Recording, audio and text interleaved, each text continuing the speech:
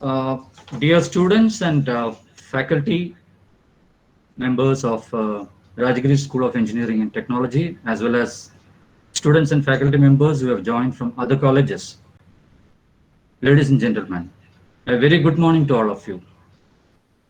It Good gives morning, me sir. good morning. It gives me great pleasure to be interacting with you all through this webinar, and I take this opportunity to thank the management of Rajagiri School of Engineering and Technology. Uh, I am going to take you through a journey uh, in the next 1 hour, which will give you glimpses of the story of indigenization of reactor technology in our country, which is a true example of Atmanirbhar Bharat, that is Make in India. I hope through this I will be able to give you, the students particularly, inputs to widen your technology horizon, so to say. Let me open my presentation.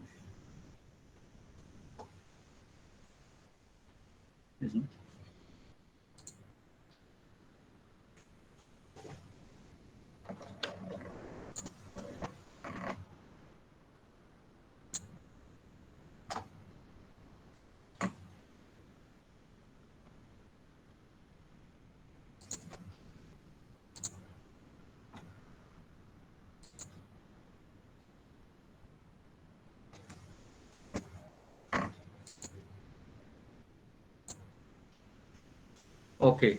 You are able to see my presentation? Yes, sir. Okay. So the topic, as was told earlier, nuclear reactor technology in India, advances and opportunities. Let me begin by the inspiring words of Dr. APJ Abdul Kalam. We are all born with a divine fire in us. Our efforts should be to give wings to this fire and fill the world with the glow of its goodness. And I hope each one of you will recognize the fire in you and then endeavor to give wings to that fire. In my presentation, I will be giving some background information with respect to the importance of electricity. What is the today's status with respect to electricity availability and demand? What is the rationale for adopting nuclear means to produce electricity? And then come to a little bit of fundamentals of nuclear reactor, and then the story of indigenization of this technology in our country. So let us begin with electricity. As you all know, the availability and consumption of electricity is an indicator of the standard of living. In other words, human development index is closely related to per capita electricity consumption.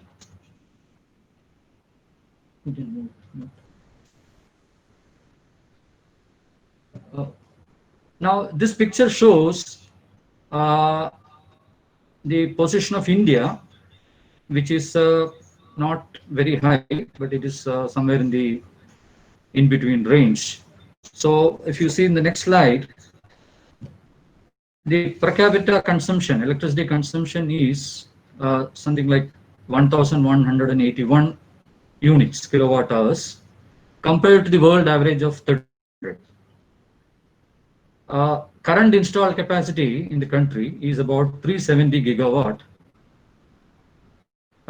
For an interesting statistics, when our country became independent in 1947, the installed capacity was only 1,500 megawatt. From there, today it is 370,000 megawatt. And the demand for electricity is projected to increase at the rate of about 5.7% per year in our country, which means there is a lot of demand for electricity in our country as well as all over the world. So that is the kind of situation. So demand is going to increase, and what do we do? For that, let us understand what are the various methods of electricity generation. As you all know, the main fuel is fossil fuel, that is coal, oil, and gas. Nuclear is an option. Hydro plants are available. And of course, the latest renewables, namely solar, wind, and biomass, etc.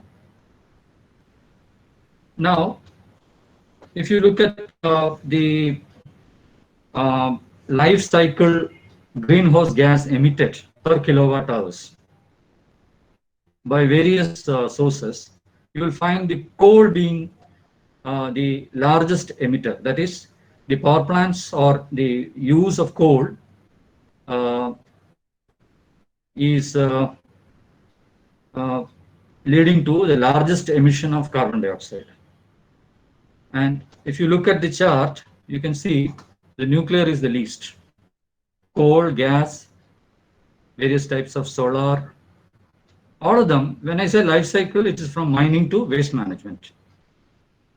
Now, what is the problem with this carbon dioxide? It is a harmful gas with respect to the uh, climate change. As you all know, the greenhouse effect, which increases, because of which the surface temperature of the earth increases, and we are obliged to ensure that the temperature does not increase uncontrolled. So there is a agreement among various nations that is known as Paris Agreement to reduce carbon dioxide. So the first part I was explaining that the current trend of using fossil fuel for electricity generation is leading to higher emission of carbon dioxide, which is harmful for the climate. And we are already seeing a lot of changes in the climate. Second aspect is the fossil fuel in the long run is not going to remain. So we should look for alternatives. That is where I said there is an advantage in using nuclear means to produce electricity. What are the advantages? It is 24 by 7. There is no storage issue. There is no seasonal variation or anything like that. It's a low carbon means of power production. Availability is quite high. The resources, that is the nuclear fuel resources, are abundant in the nature, and by applying good technology, the nuclear reactors are found to be quite safe. So that is the reason why we should look at nuclear reactors for producing electricity. Now, any technology that gets implemented and matured has a story behind it. There are a large number of scientific researches, scientific discoveries, breakthroughs, quite early prior to the deployment of the technology for human use. If you take the reactor technology, I think the story starts with discovery of uranium by the German Klaproth, Martin Klaproth, in 1789. And another, I have not put all the discoveries related, major ones I have put here. The other one is discovery of radioactivity by Henry Becquerel in 1896.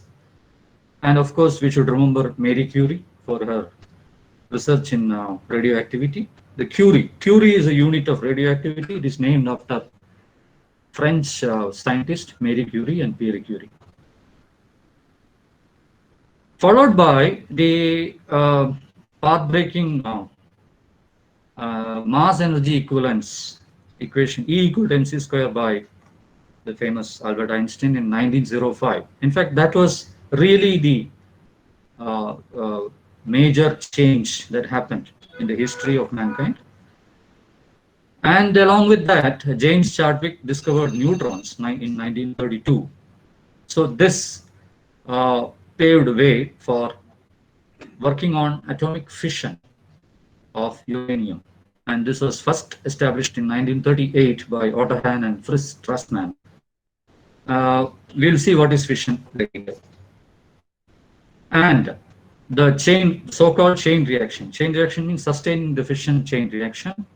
The first controlled nuclear chain reaction was done in 1942 by American scientist Enrico Fermi, what is famously known as Chicago Pile 1. All our reactors are after that first pile, that is called Chicago Pile 1. Of course, then in a good case, the reactors started coming into existence. In 1953, the first prototype naval reactor, followed by the first commercial nuclear power plant in 1957 at Shippingport, USA. So this is the first commercial nuclear power plant. It is a pressurized water reactor in 1957. Just to tell you, there are large number of reactors operating, about 450 reactors or power plants based on reactor and nuclear means are existing. There are different types.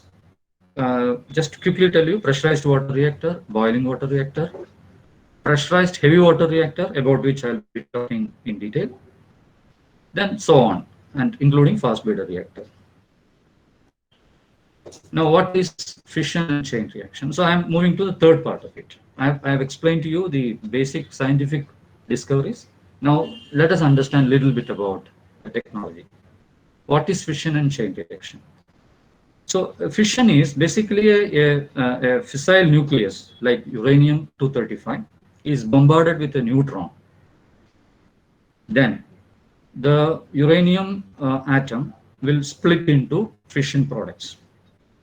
As you all know, when several fragments are formed, there is a small change in the mass. That is, the original mass and the total of the masses of the fission products, there is a mismatch, and this mass is appearing as energy. So it'll have fission products and therefore energy, and there will be more number of neutrons generated. That is, one neutron generating maybe 2 to 3 neutrons per fission. So these are the two things. One is energy is released. Second is more number of neutrons are released. So we can utilize those neutrons to cause further fission and so on. So if you are able to exactly ensure that only one of the neutrons coming out of every fission is creating another fission, then you can maintain the chain reaction without difficulty. So the job is to ensure that one neutron after every fission is available for further fission. That is called chain reaction. So here, energy released per fission can be calculated from the mass, that is mass defect is called, and E equal to mc square. If you apply, you will get per fission, you get 200 million electron volts. You can convert it to joules. Now, if you calculate in that fashion, 1 gram, about 1.08 gram of uranium-235 can produce 1 megawatt day. That means it can produce 1 megawatt for 24 hours. So only 1 gram is required. So that is the beauty. I'll come to that. Now, which are the nuclei, which are the atoms which can be used for fission?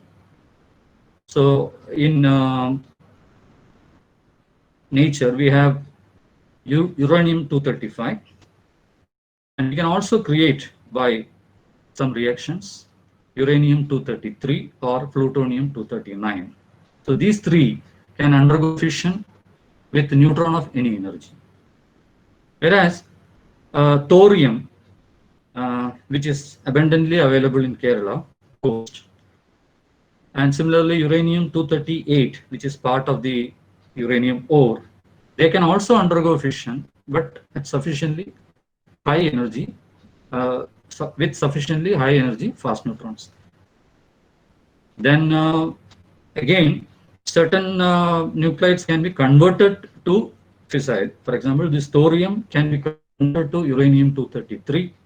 Uranium-238 can be converted to plutonium-239. Again, useful fissile nuclides.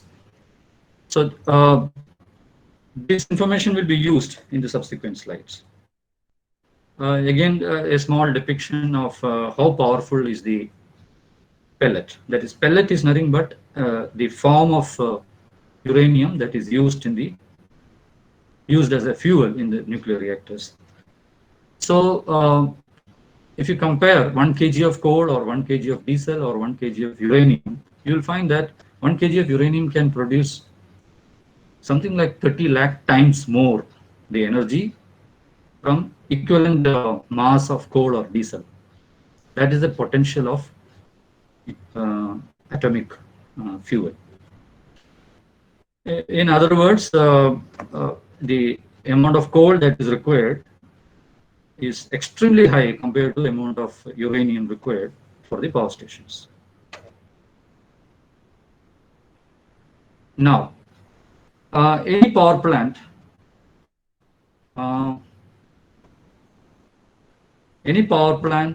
requires, this steam power plant that works on Rankine cycle.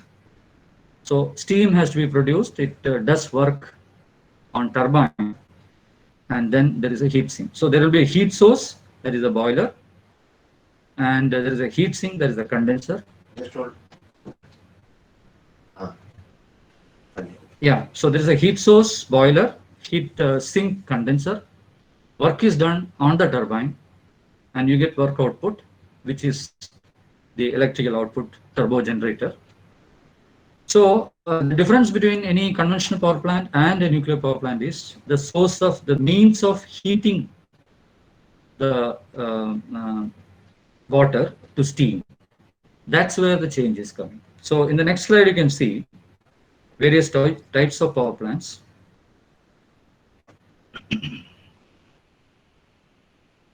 I have tried to show you here 4 types. Let me start with the pressurized reactor, which is the main topic. Here, till the steam is produced, that area is specific to the reactor. The rest of the portion is conventional power plant. So the means of producing steam is through the heat obtained from nuclear fission. This principle is used in boiling water reactor and pressurized water reactor to produce steam. Once steam is produced, the rest of the circuit is similar. In the fast breeder reactor, the coolant is sodium, and from sodium liquid, heat is transferred to water, and then steam is produced. So that is the difference here. And of course, the breeder concept I will talk about a little later. Now, this is the next part of the presentation, where let us have a look at how the nuclear program in India developed. So the starting is Dr. Homi Jahangir Bhabha. He is the father of Indian nuclear program. He was born in 1909, and he expired quite early in 1966. He is considered to be the father of Indian nuclear program, and the vision that he created is still very much important in today's world. Let us see, he envisioned what is known as a 3-stage nuclear power program. This is the base of the entire nuclear power program in the country. Here you can see the first stage is based on the pressurized heavy water reactor. Now, why we started with pressurized heavy water reactor? There is a reason. It was realized even at that stage, that is sometime in 1950s, that our country has a moderate amount of natural uranium, which contains uranium-235, up to 0.7%, and the rest is uranium-238. So if there is a means by which this natural uranium without enriching, if we can utilize this in a reactor and produce power, then we should attempt that. In the process, what we get is plutonium. That is, uh, in the natural uranium, you have uranium 238, which gets converted to plutonium 239. As I said earlier, they are fertile nuclides.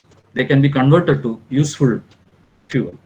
So this fuel, that is, the plutonium that gets generated in PHWR, can be used in a new technology that is called breeder technology, where you can not only produce power from fuel, you can also convert again some fertile element into fissile element.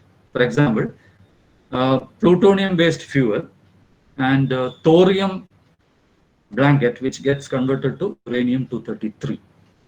So, since it was realized at that time that our country is endowed with a large amount of thorium, we have a means of converting that to useful fuel, that is fissile fuel, which subsequently in the third stage, practically it can run perpetually.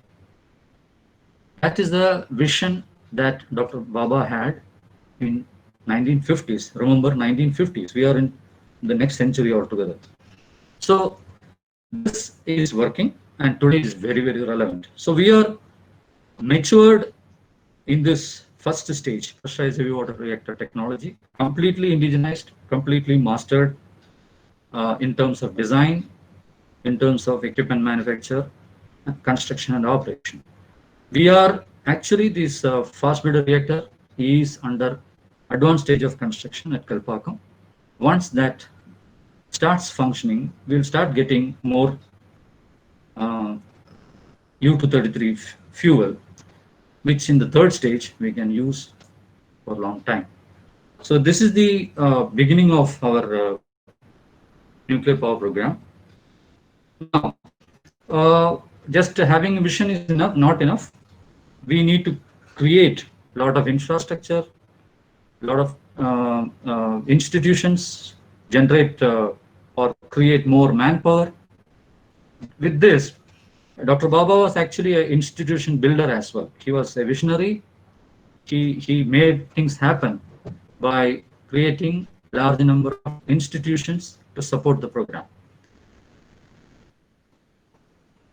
The first one in 1945. Remember, we saw the Chicago pile, the first chain reaction in 1942, perhaps. So you can understand on a contemporary time scale. In India, also we could think of a program to harness the power of atom for many future generation. Remember, this technology is not overnight. It is a really based on longer time scale. So the starting was creation of Tata Institute of Fundamental Research, about which you may be aware. It's a premium institute in the country with a lot of research going on. So that is where the initial research took place. Then the Atomic Energy Commission was created in 1948. Then various, for example, raw materials division, Indian rare earths, which in our Kerala in 1950. And the Department of Atomic Energy was created in 1954. And today, what we know as BARC, Baba Atomic Research Center, it started as Atomic Energy Establishment at Trombay in 57. And in 1967, it was named after Dr. Baba, who by then expired. Similarly, Electronics Corporation, Uranium Corporation, Nuclear Fuel Complex, heavy water projects, all these departments or institutions were created one by one. And the most important thing is Power Projects Engineering Division. This is the starting of power projects, nuclear power projects in the country. And this became PED became Nuclear Power Board in 1984, and it became a corporation called Nuclear Power Corporation in 1987, of which I am an employee. I'm part of NPCIL. The mandate of NPCIL is to design, construct, operate nuclear power plants in the country. So this is only to give you an idea that the entire infrastructure was created to suit the program, one after the other. Now, the power reactors need to necessarily precede it, need to have the backup of research reactors. So the first research reactor in the country was made in 1956, what was known as Apsara. Apsara was the name given by Pandit Jawaharlal Nehru. And this was the first research reactor in Asia, excluding USSR, the then USSR. It was followed by another Cyrus. This was done with collaboration with Canada. Cyrus was created in collaboration with Canadians. Zerlina is ours. Then a totally indigenous research reactor by name Dhruva in 1986. Followed by a fast-breeder test reactor at Kalpakkam in 1985. So I am trying to tell you that a lot of work needs to be done from the basics to the real nuclear power reactor. So you need to go through a series of research, then experience from the research reactors that can be plowed into the making of a nuclear power plant, a commercial nuclear power plant. So therefore, from research reactors to power reactors, the transformation took place in 1969. Those days, the reactor technology elsewhere was developing, and Dr. Bhabha took the opportunity to have a collaboration with the United States of America, then to implement 2 reactors of boiling water type, merely for getting the experience of operating the reactors. So this was done on a turnkey basis in Tarapur. Tarapur is a place near Mumbai in Maharashtra, where these 2 reactors were implemented in collaboration with General Electric USA as a turnkey. So straight away, our people were trained to operate the reactor. And today, remember, even today, these reactors are working and selling electricity perhaps at the lowest tariff in the country. Very, very cheap tariff because of the depreciation. But without losing track of our 3-stage program, we needed to get involved or get into the pressurized heavy water technology. So the opportunity came by collaboration with Canada in 1972. The Rajasthan Atomic Power Station was built. It was a design and some equipment were given by Canada. The construction and commissioning was done by India. And of course, after the first Pokhran peaceful explosion in 1974, the Canadians withdrew their support completely. And then we were on our own.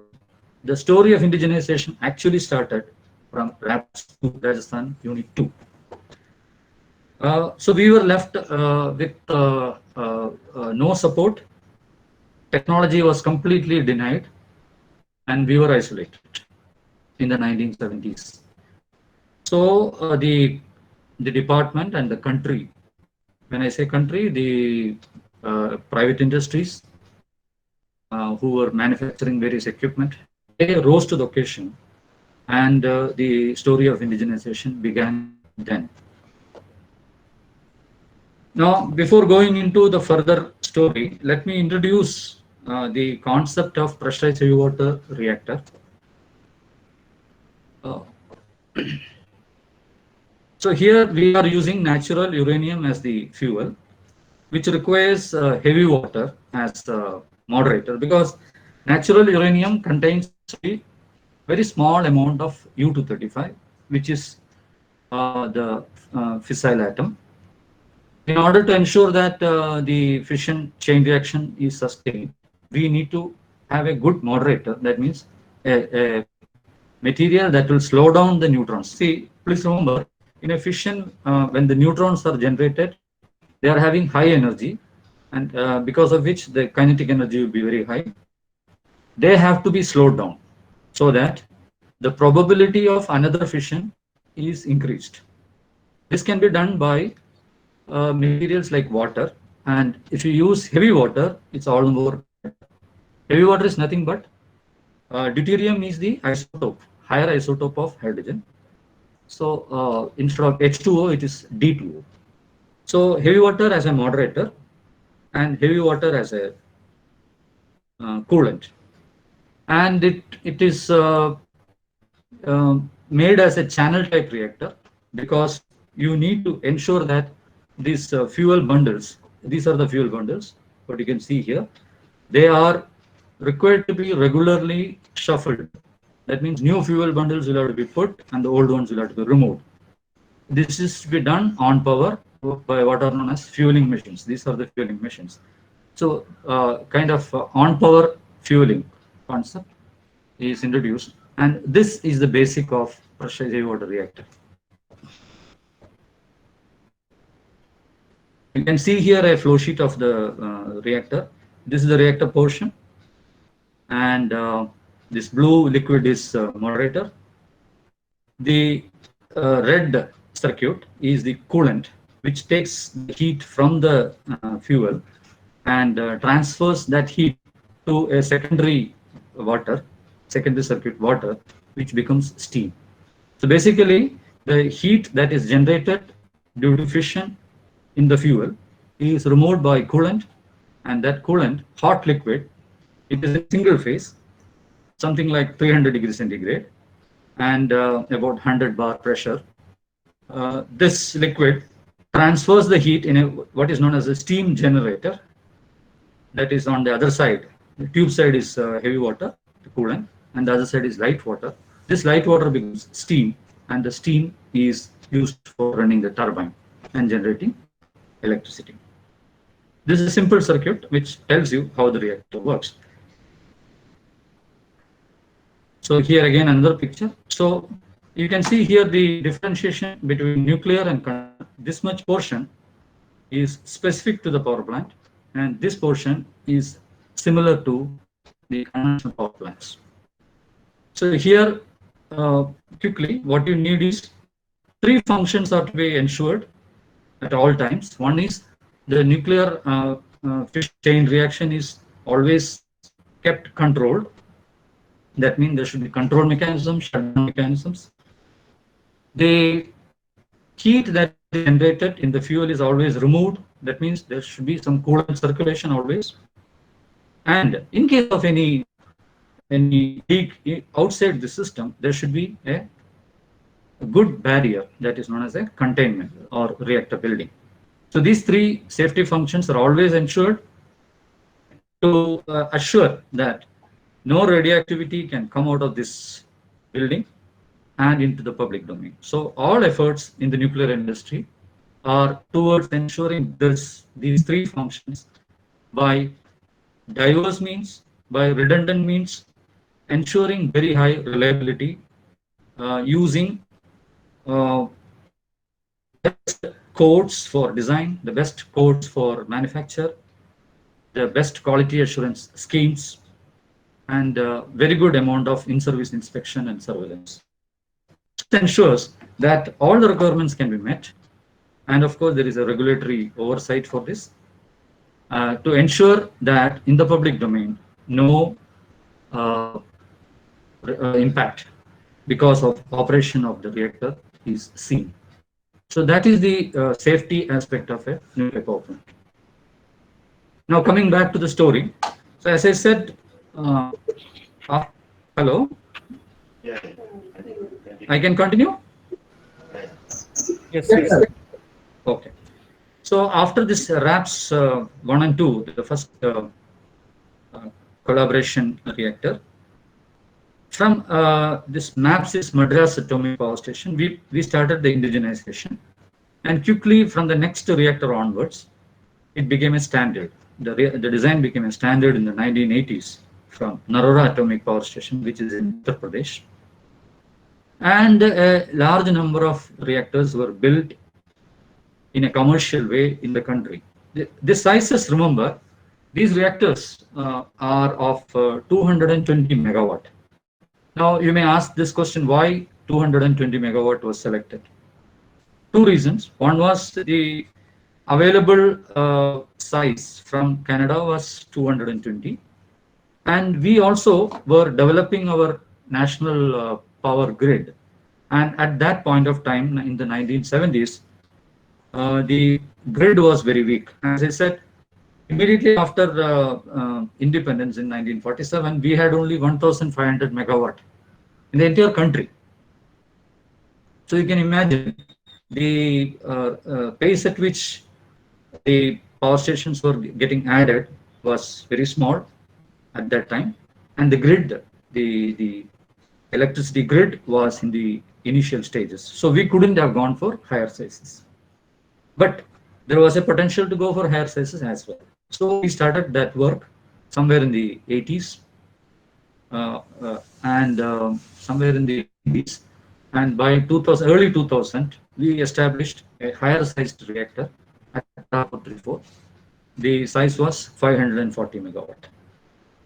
So this was a changeover from the 220. By then, the technology had been completely mastered and commercialized. So it was only scaling up. But unlike conventional power plants, scaling up in nuclear power plants also entail certain technological challenges, which were overcome in 540 megawatt. And these reactors were established very smoothly, and they are working very nicely even today. Beyond that, using the same core, same design, there was a potential to increase the power output to 700 megawatt pressurized heavy water reactor. This was attempted, and now shortly I'll tell you, the first one has gone critical very recently. Now our plan, the entire plan is to go 700 megawatt as a standard size and to implement them in a fleet mode, that is one after the other, using a standard design. So this is the evolution of Indian PhD powers. So you can see from very primitive condition to today the country has mastered the technology. So you can see here, these are pictures of operating reactors. At Rajasthan, there are 6 reactors. In Madras, that is Kalpakam. In Chennai, there are 2. In Narora, Uttar Pradesh, there are 2. In Kakrapar, Gujarat, 2 operating reactors. In Kaiga, that is in Karnataka, 4 operating reactors. In Tarapur, including those 2 BWRs and these 2 540, there are 4 reactors in Tarapur. Now, when you say, when I claim that we have mastered, there should be some proof also. No? So one of the proof is one of the proofs is sometime in 2018, the Kaiga Generating Station 1, which is a 220 megawatt PHWR, broke a world record for continuous commercial operation of any type of nuclear power plant worldwide. That means any power plant is required to shut down after some time and carry out some work, again start. It doesn't perpetually run. So there is a scheme for shutdown. Now, using our technology, how long we can continue to operate without interruption. So earlier the record was held by one United Kingdom reactor for 940 days. This was broken by Kaiga Unit 1, which is our own design by operating for 962 days by and shutting down by 31st of 2018. This became a world news, became a world record. So it shows the robustness of the design, robustness of the construction, manufacture and construction, and the robustness of the operation of the reactor. So this is one of the proofs of the mastery of the technology. Recently, there was a news item, some of you might have seen. This is the first indigenous 700 megawatt PHWR, pressurized heavy water reactor, became critical. And critical is the establishment of the fission chain reaction. That is the starting of the operation. Then it goes through several phases before coming to full power. So you can see here the message from our Prime Minister, wherein he says it is a shining example of Make in India.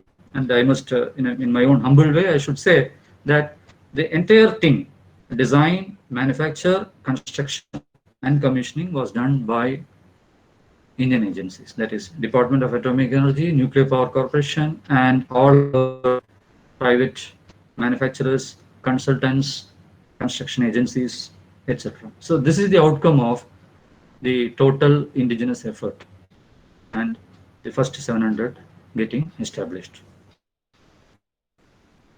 A few words about the reactor. This is at Kakrapar, wherein other 220 megawatt reactors are already operating. Therefore, it is called Kakrapara 3.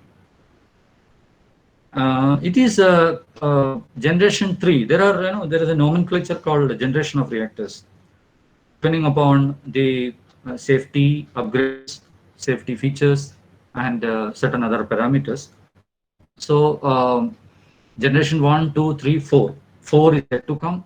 Generation 3 reactors are in vogue, and this 700 megawatt reactor can be termed as a generation 3 reactor, having several safety features.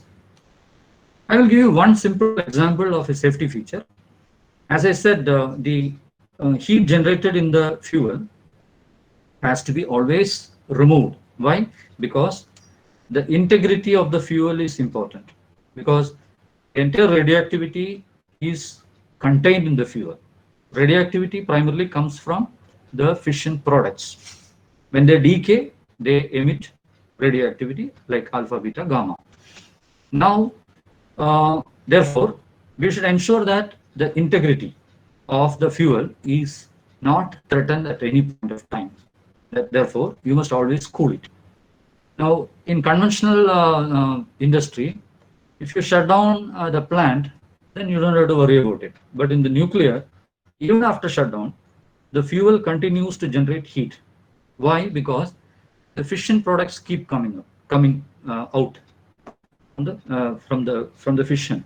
That is, there are fission products keep on decaying, and this is called decay heat. There is a small percentage of the total heat. It's only 2% of the total heat that can be produced by the fuel, and it comes down quickly, but it remains asymptotic for a long time.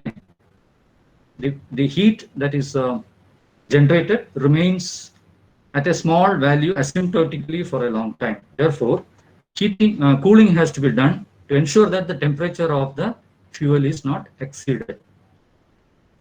So there are several ways of providing cooling systems. One of the thing is what is known as natural circulation. You all know what natural circulation means.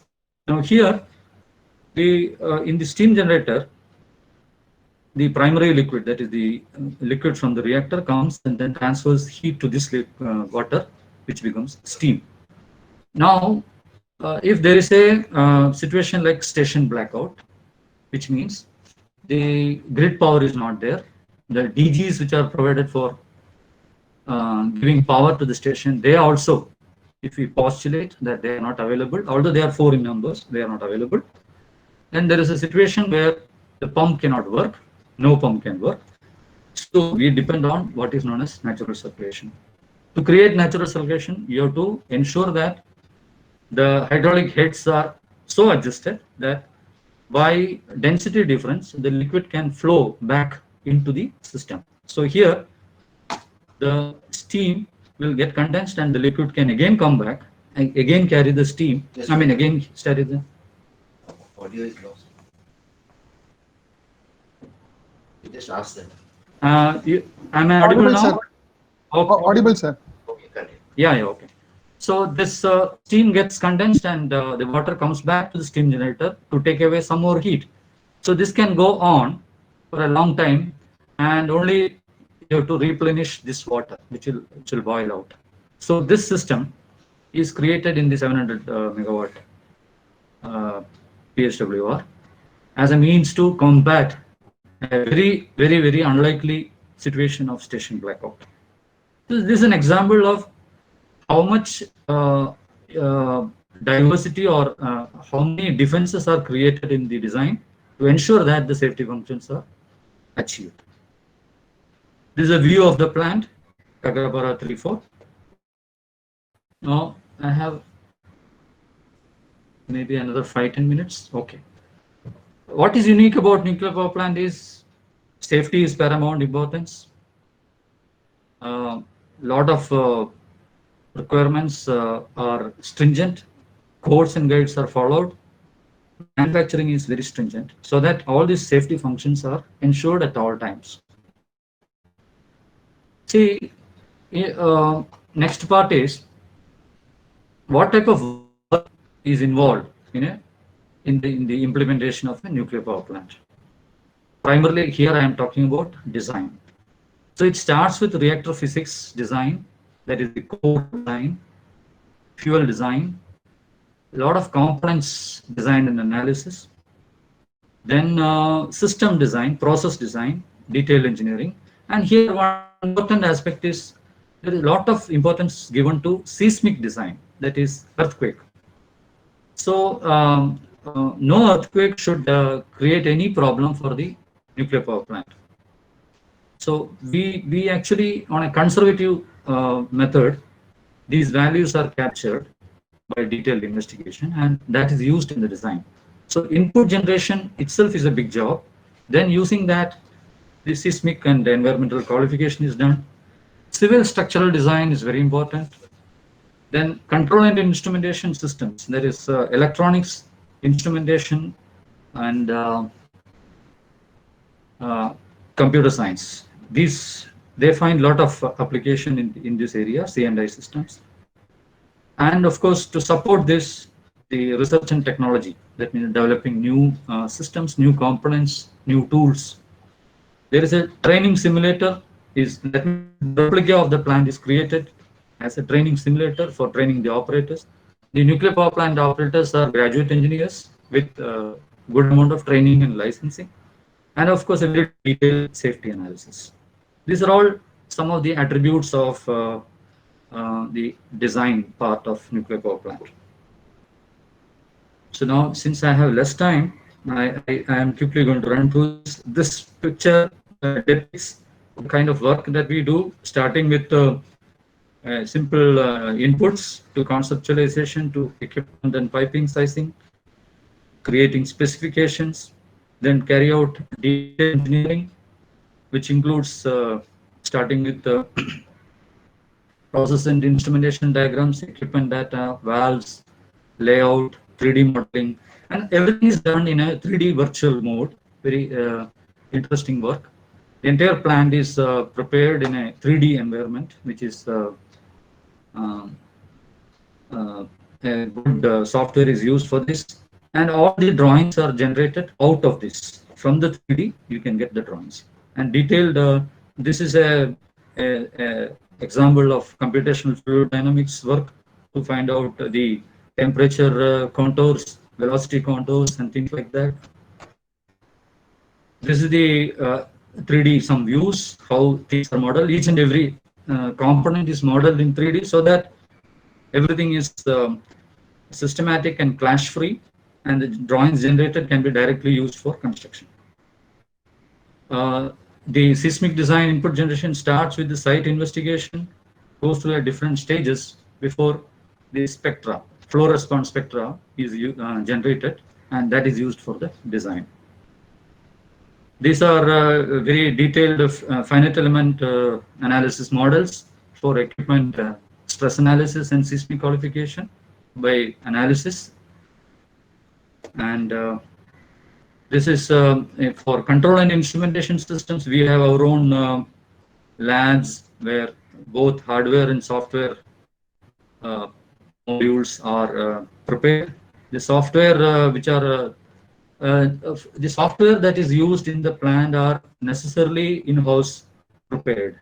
We don't use outside software at all for the simple reason of cybersecurity. And then this software goes through a very stringent independent verification and validation process, which some of you may be aware, and then only it gets clearance for implementation. So that in the power plant, the valid and tested softwares are working. This is a safety analysis. Again, here a lot of in-house computer codes are developed, thermal, hydraulic as well as mechanical, and these are benchmarked with international benchmark and validation exercises. Now, the last part is the manufacturing of various equipment and components. This is also a very big field. I don't have time to explain this. The industry, as I said earlier, rose up to the occasion to manufacture very stringent quality equipment and components for the nuclear power plants right from beginning. Industries like Larsen & Toubro, BHEL, Watson Nagar, Godrej, a large number. Valves, then various compressors, pumps, KSB, KBL, and lot many industries are part of this program. So, in addition to the Department of Atomic NPCIL, Nuclear Power Corporation, and other units of Department of Atomic Energy, a large number of agencies are actually involved in this program. They are either manufacturing people or consultants. We use engineering consultants for the conventional part or the balance of plant, what is known as balance. For example, water systems or the turbine island systems. These are all done by consultants. NPCIL does all the nuclear jobs in-house. So consultants, manufacturing companies, then construction agencies. All this, the equipment and piping, everything has to be installed and the plant has to be constructed. So there are several organizations who specialize in this. They are known as packages. Either it is a engineering, procurement, construction package, or procurement and construction package, or construction package. There are three varieties. All of them are part of this industry. So the opportunities for working in this program is not only NPCIL, but also other industries who are participating in this program. Now, I think I have briefed you about the overall program, the story of indigenization. Now, future, how we are planning. This is the last slide. If you see here, we have in the country 22 reactors are operating with a total installed capacity of 6,780 megawatt, of which 18 are the pressurized derivative reactors, what I discussed just now. Of course, we have two BWRs, which I told you initially. They are still working. And recently in Kudankulam, you may be knowing, near Kanyakumari, we have constructed two pressurized water reactors in collaboration with the Russians. They're also good reactors. They are 1,000 megawatt each capacity, adding 2,000. Now, there are several projects under construction. Of the 6, Kakrabara 3 is also included here because that has not become fully 100% operational. Like Kakrabara 3, then there is a Kakrabara 4 and then Rajasthan 5-6. There are 4 PHWRs here, 700, so therefore 2,800. And 2 more the Kudankulam type reactors are under construction, so 2,000. And 14 projects are already sanctioned.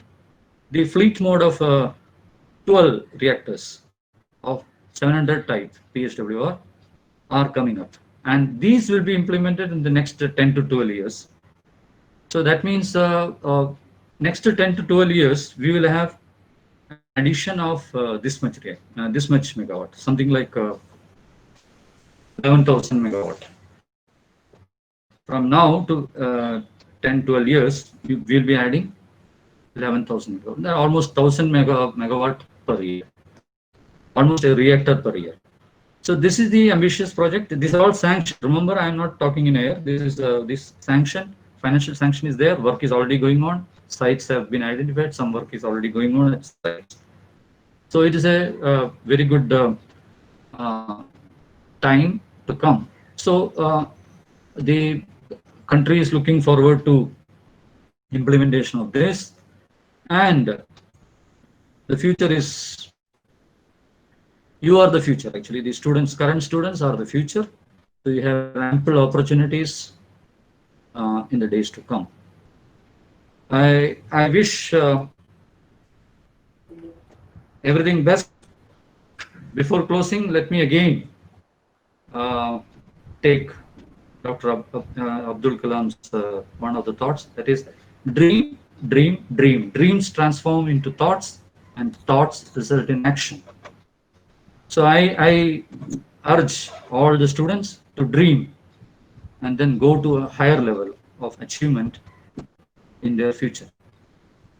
Thank you very much. Thank you, sir. Thank you, sir. Now we'll have Now we'll the have the question and answer session. The first question. Nuclear field is very common to have a large amount of radioactive waste. What is your view on EIA draft, considering the nuclear industry and also the precaution and method that is adopted to secure the radioactive waste? Okay, please repeat the question again. So what is your view on EIA draft, considering the nuclear industry and also the precaution and method that is adopted to secure the radioactive waste? Okay. Environment impact analysis, I believe. EIA, he means environment impact. Okay. The nuclear industry, as I told you, takes a lot of precaution in terms of ensuring that the radioactivity that is seen outside the nuclear power plant is limited to the prescribed regulatory limits. So the licensing for a power plant is given based on demonstrating by design and analysis that these values are met. Now, what is the proof that we are doing this is the current operating reactors. During operation, although a small, like 1 millisievert limit is given, the actual situation is the radioactivity cannot even be detected outside the power plant premises. So that is a kind of operational excellence that is being done today. I hope this answers the question. So next question is, what is RTG? What is RTG? Yes. Abbreviation. I am not sure about what is RTG. Maybe it can be elaborated. Something accelerator driven. Is it? Sir, I think radioisotope thermoelectric generator. Okay. ITER. Is it ITER? ITER? Sir, it's about the nuclear battery. Nuclear battery. Okay. I'm not sure. Right now, I don't have much information about it. One has to study that. Okay, sir.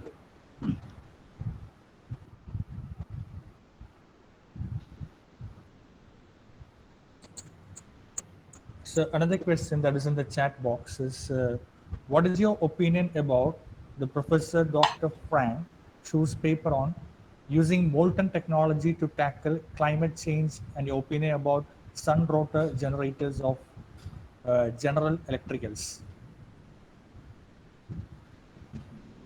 Yeah.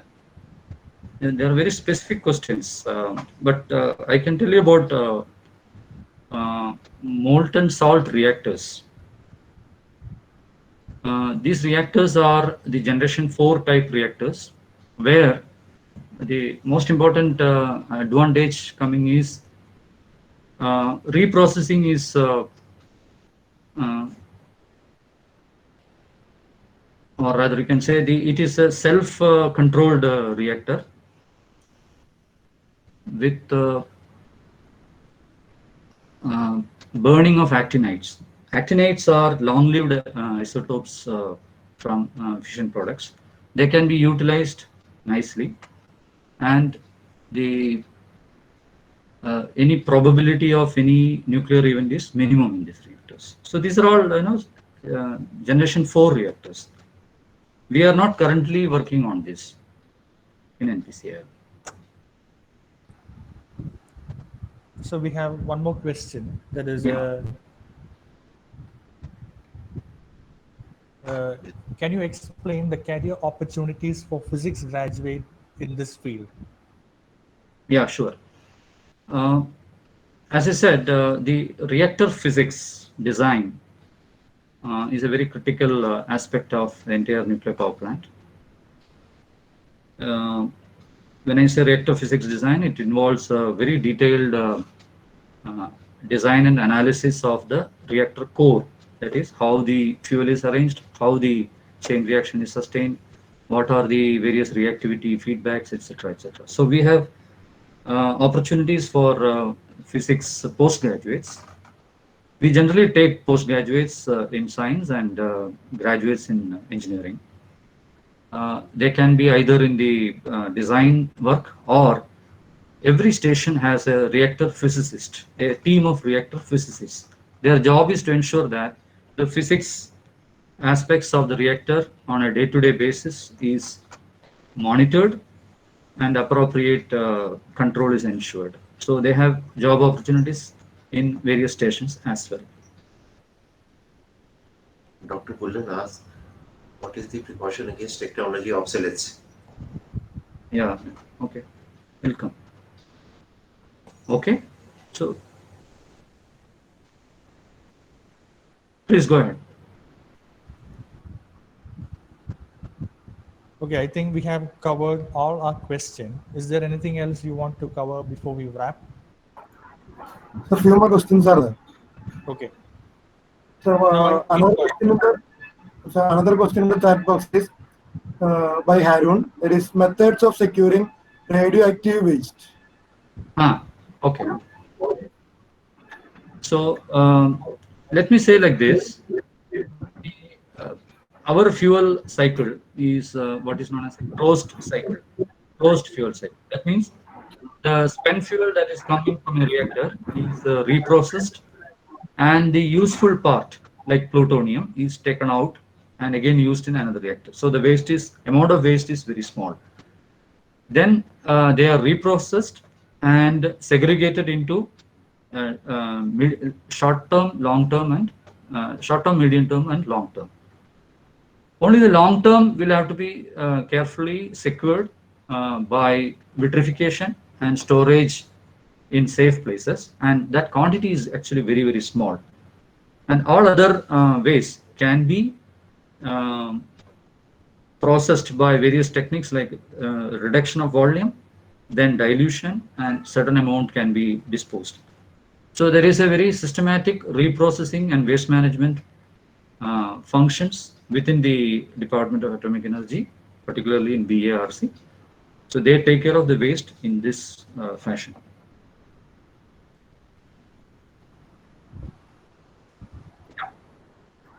Another question: what is precaution against technology Okay. obsolescence? Right. Obsolescence. That's a good question. Technology obsolescence is prevalent, particularly in electronic systems, wherein the technology changes rapidly and we need to keep pace. So we have, as I said, there is a technology development group within the department, and they ensure that they are well updated. And for the older plants, there is a systematic program to replace the components at certain frequency to ensure that the those components are as per the current technology. The old components are removed, and certain parts are done by in-house, like electronic operation. So on a time-to-time basis, we get support from them, and we take care of this technology obsolescence issue. So it is a continuous process which is done on a systematic way by in-house groups within NPCI. Okay, thank you, sir. Next question, sir, by Siddharth Shelly. Sir, in our third stage nuclear program, we have overcome the technological aspects of first stage. We have made one commercial fast breeder reactor.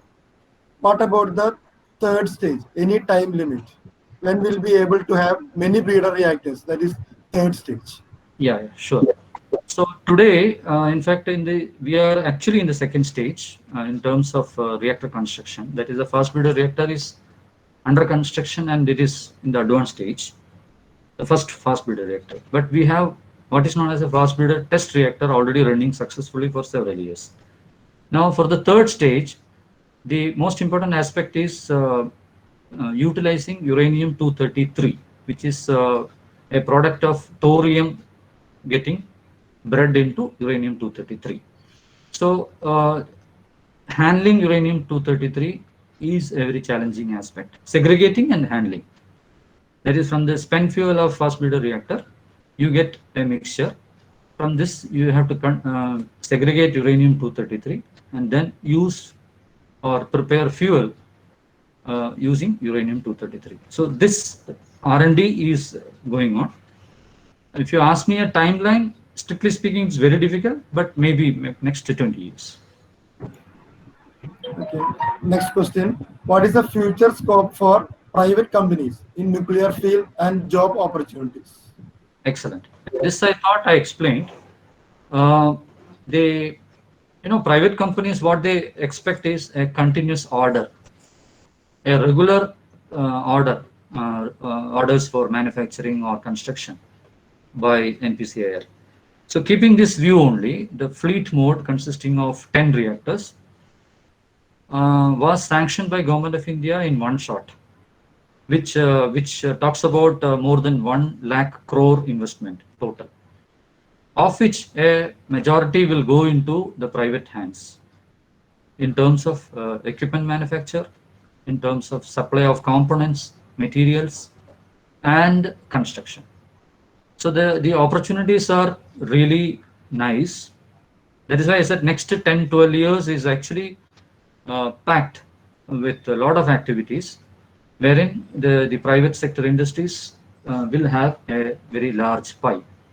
So therefore, job opportunities in private also is likely to increase for this sector. Yes.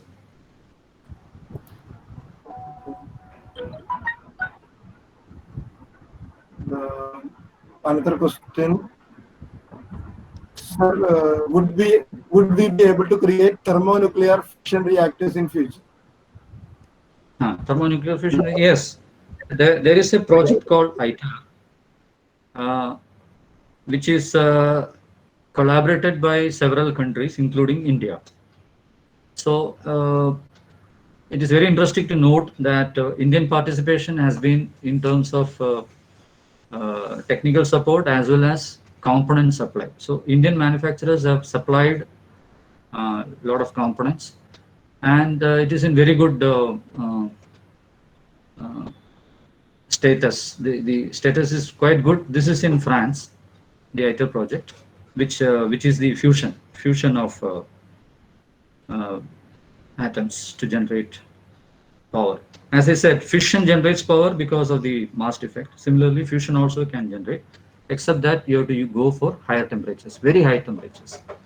So there is a future in this, and it is fructifying as part of this ITER project in France. Yes, this is a reality for well into future, of course.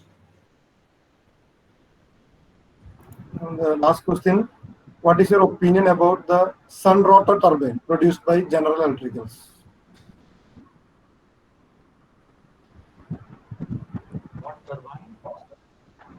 Sun rotor. What is your opinion about the sun rotor turbine Very produced by frankly, General? I'm not very sure about it at the moment.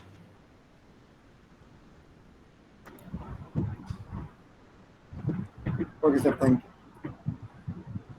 Okay, shall we wrap up then? Yeah, sure. Sir, Jimmy here. Probably you can mention about admission process through BRC training school and NPC training school. Okay, fine.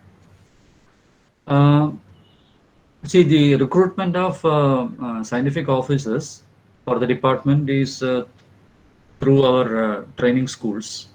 One is Baba Atomic Research Center training school,